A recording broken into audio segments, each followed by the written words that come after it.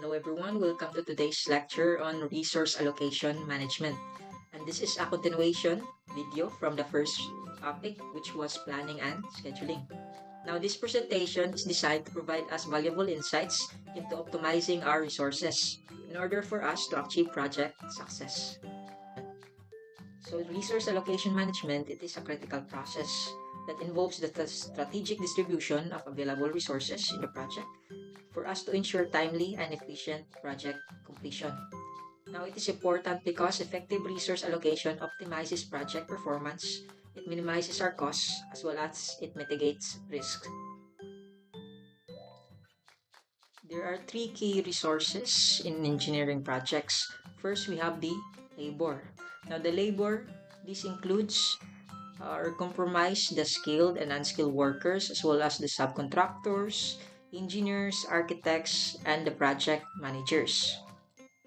Now, efficient labor allocation, this involves assigning the right personnel to tasks based on their expertise as well as experience. The other resource is the materials. For the materials, this includes the concrete, steel, wood, insulation, plumbing, electrical components, and much more, or many more. Now, effective material management ensures timely delivery, storage, and usage to avoid delays and minimize our waste. And lastly, we have the equipments.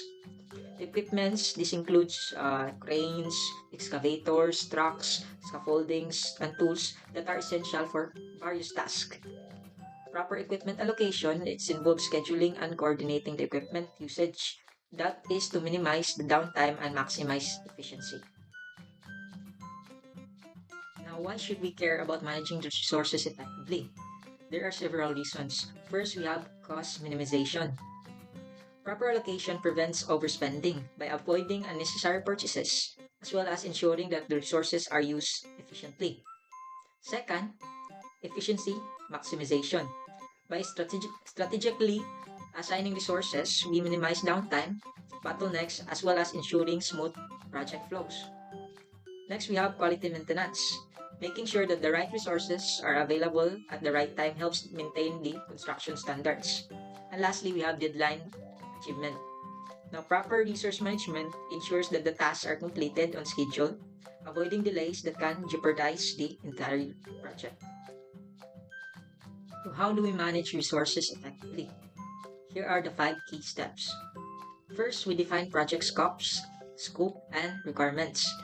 Start by breaking down the project into manageable tasks using a work breakdown structure or WBS. Now next, we identify the resources needed for each task including the labor, materials, and equipment. Next step is to develop a resource plan. So we create a detailed resource plan including resource inventory and allocation charts such as Gantt charts to visualize the use of resources over time. Now, step 3, we monitor resource utilization. Use project management softwares to continuously monitor resource usage, track labor hours, material consumption, and other metrics. Adjust allocations as needed to maintain efficiency.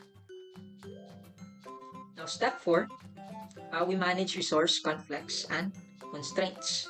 So we recognize project constraints such as budget limits, labor shortage, or material supply delays.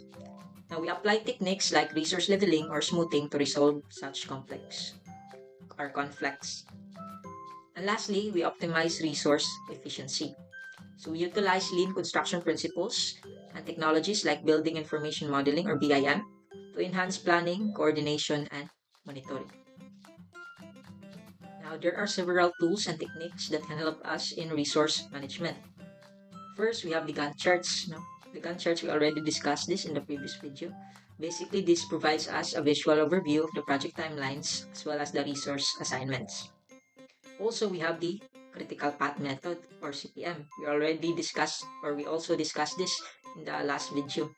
So this helps us identify and prioritize critical tasks to ensure timely completion of our project. And lastly, we have resource leveling and smoothing. Now, this technique helps us to balance resource use and availability. So now let's put our focus on resource leveling. Now, why is resource leveling important? So let's say we have here a excavator or a construction equipment. Now, in a construction project, the cost of the excavator is not just the rent itself. Mostly, it's mostly rented, man. But the cost is not just the rent itself, but we also have other costs, such as mobilization of the excavator, as well as the setup of the site and the equipment operation. We need to take into account also the operator of the equipment, as well as the maintenance of the equipment, and lastly, after the task, the demobilization of the equipment. So basically, these are different factors, no, that could contribute to the cost of the project. Now, all of this would be added to the total project cost. Now, if you were to be the construction project manager, you need to take into account these factors. Now, let's say if we have various activities that require the excavator, and let's say these activities are at separate days. Now, if the excavator is demobilized and immobilized after each activity, it would inflate the total project cost. Let's say if we were to use the excavator by Monday and also by Saturday. So by Monday, we mobilize the excavator. By Saturday, by the end of the task, we demobilize. Now again, pag abot sa Saturday, we mobilize again the excavator, then demobilize. So the cost for mobilization and demobilization would double. So what can we do in order for this or to minimize our costs? So therefore, it is recommendable for us to allocate such activities that requires the use of excavator next to each other. Again, if possible. So that's one way of perceiving why resource leveling is important.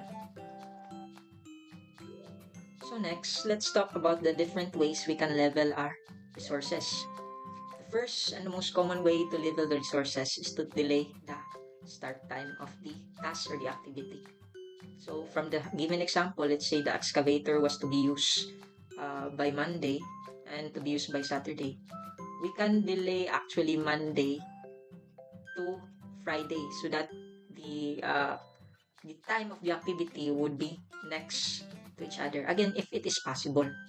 That's one way we can level our resources. Another is we can extend the duration of the activity. Take note, we can only do this for non-critical activities because again, the critical activities, this dictates the project duration. So if you were to adjust the critical activities or to extend the duration of the critical activities, the total project duration would also extend. Next, we can remove some activities. This is an option also, especially if there are activities na along the project that is not really necessary na as we go on the project. And also we can allocate additional resources if we have the budget or if we have the capabilities. We can allocate additional resources to compensate for the for such constraints in the project. Also, we can split activities if possible. Again, this is situational. If it is possible, we can use this method to resource or to level our resources. And lastly, we can bring activities forward. If we can delay the start time, we can also bring activities forward. Again, if this all depends if it is possible in the project. So to better understand the concept of resource leveling, let's have a simple example. Let's say we have a mini project. This project is installation of flooring materials. Now here is the situation. Let's say we have flooring materials that needs to be installed in two different areas. First, we have area A. And area A has old vinyl tiles that has to be removed in order for us to install the new ones, the new vinyl tiles. While area B is a concrete slab that has to be topped with ceramic tiles. And here below, we have the different activities as well as the description, the duration, the IPA, or the immediate precedence activities, and the required laborers for each activity. We have the first activity, activity A. So we purchase the delivery materials, just a duration of 5 and requires 2 laborers. Also have activity B. This is when we remove the old tiles in area A. And this requires duration of 7 days and requires 4 laborers. And for activity C, this is installation of the ceramic tiles that would last for 3 days and requires 3 laborers. For D, installation of vinyl tiles that would last 5 days and requires 3 laborers. And lastly, for activity A, this is the cleanup and inspection that would last for 2 days and requires 2 laborers. Now, here is the constraint in the project. We can only use 6 laborers per day. A maximum of 6 laborers can be utilized for a day. So we need to level our resources in order for us to compromise for this constraint. So how do we do this? Okay, first, step 1 would be we need to create the network diagram, because through the network diagram, we can identify our critical activities as well as the total project duration, and that is very important before we can level our resources. So from the first video, I already demonstrated how we can create the network diagram. So the network diagram, again, it would always start with an event. So let's say event 1. And based on the table, we have 2 activities that has no precedence, or we have 2 starting activities, A and B. So we have A, which has a duration of 5, and we also have B, which has a duration of 7. And next, we have activity C. For activity C, this it has an IPA of A, or it means that activity A should finish first before activity C can start. So we could connect activity C here. So we can have it here. And it has a duration of 3 days. Next, we have activity D, which has an IPA of A and B. So A and B must first finish before D can start. So how can we represent that in the network diagram? So we can actually extend B like this in order for us to create or to have a dummy activity. Again, a dummy activity is just an activity that has no duration. The main purpose of this activity is for us to see the connection between activities, or for us to follow the IPA of each activity. So since D has an IPA of A and B, so we need to connect A and B to event 3 so that we can put activity D right here. So, and again, activity D has a duration of 5 days. Lastly, we have activity E, which has an IPA, or the immediate precedence activity, of C and D. So how can we do this, or how can we represent that in the network diagram? So I think we can extend C like this. Let's extend C like this so that we can have our activity E right here. And it has a duration of 2 days. So that's it. We have our network diagram. So next, let's calculate the TE and TL values of each event, if you remembered from the previous video. So let's say, again, this is the event, and let's put the TE and TL here. Now the TE, this is just the earliest time that the event can occur, and the TL, that is just the latest time that the event can occur. So for event 1, since this is the first event, the TE, or the earliest time for it to occur, is 0. And for event 2, this is just 0 plus 5, the duration of activity A. So this would be 5.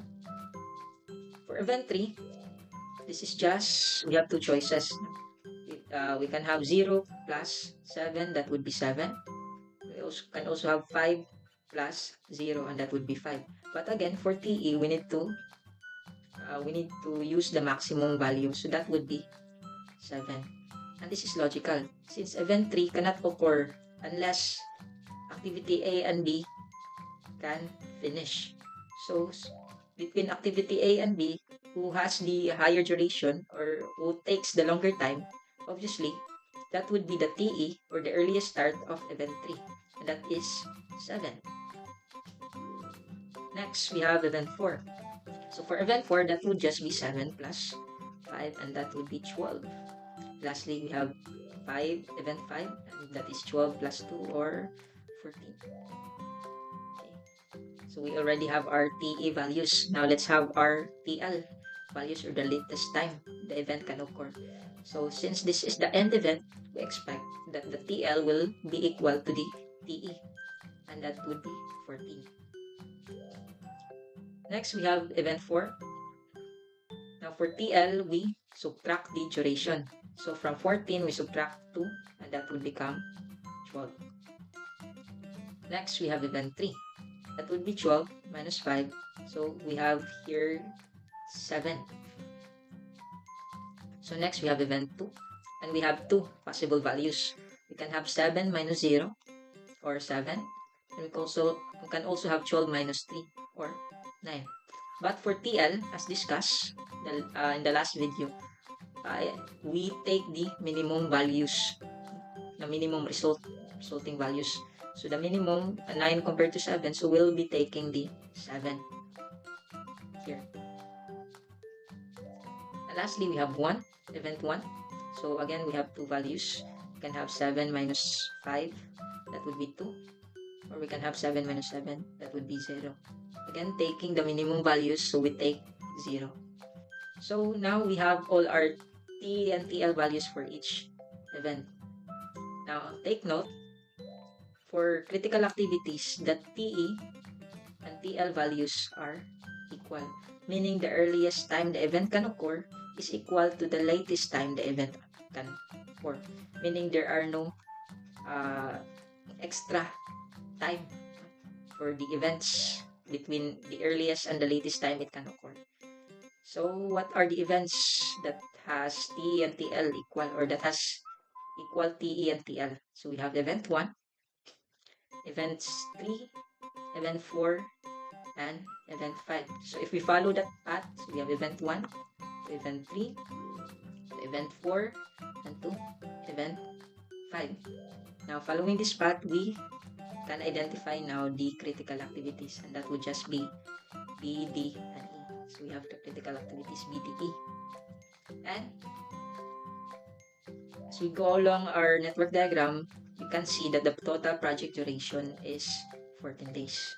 That would just be 7 plus 5 plus 2, or 14. So we're done with step 1. We create our network diagram, identify the critical activities, as well as the total project duration. So let's proceed to step 2. And step 2 is just to create the resource allocation chart. Now, what is a resource allocation chart?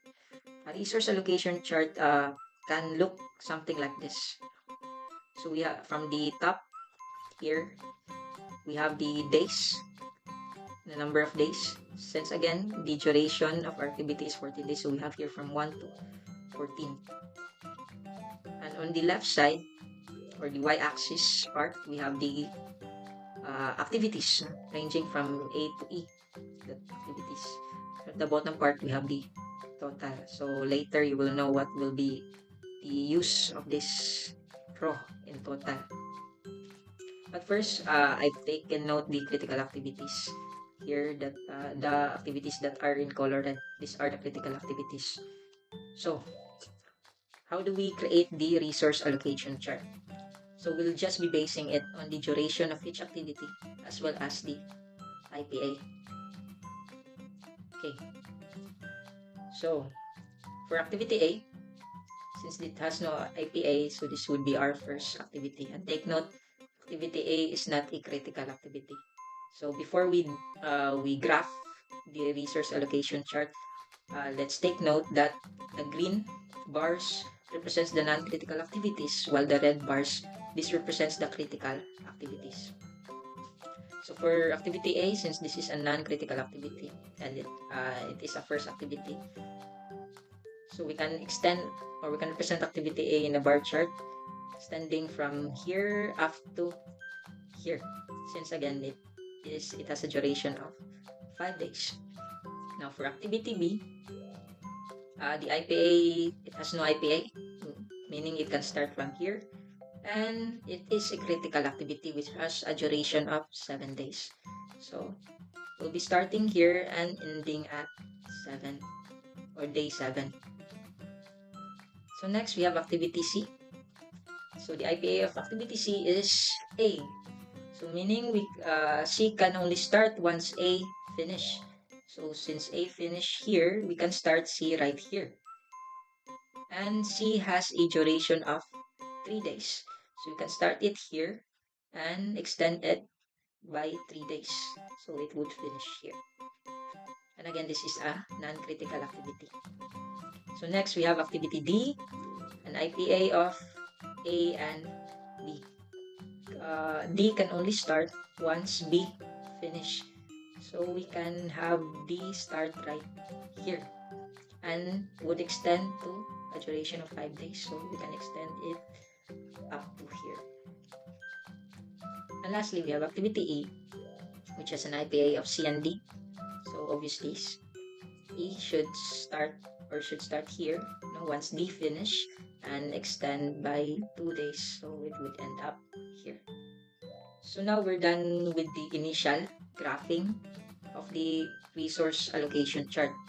So the next step would be for us to actually level our resources. And how do we do that? Take note in the data here, we have the required laborers for each activity. And this can reflect in a chart like this.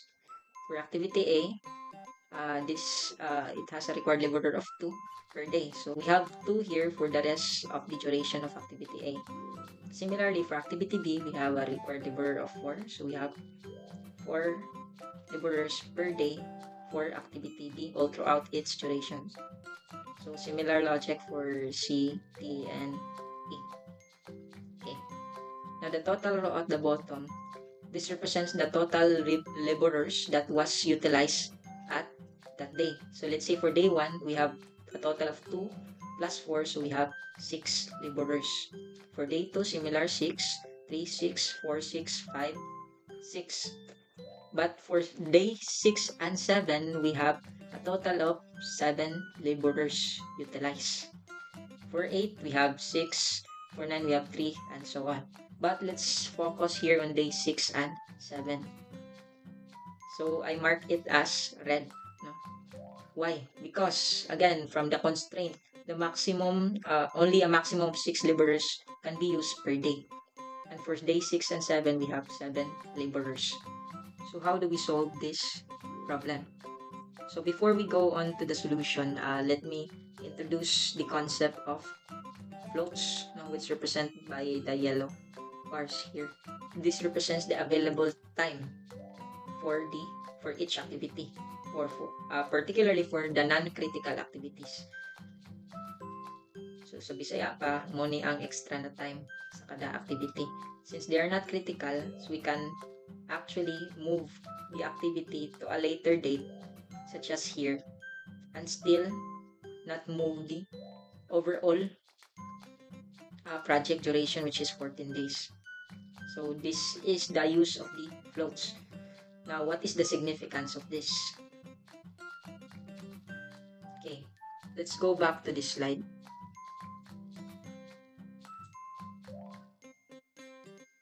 Where we discuss the ways we can level our resources. And one of the ways we can level our resources is to delay the starting time of the activity.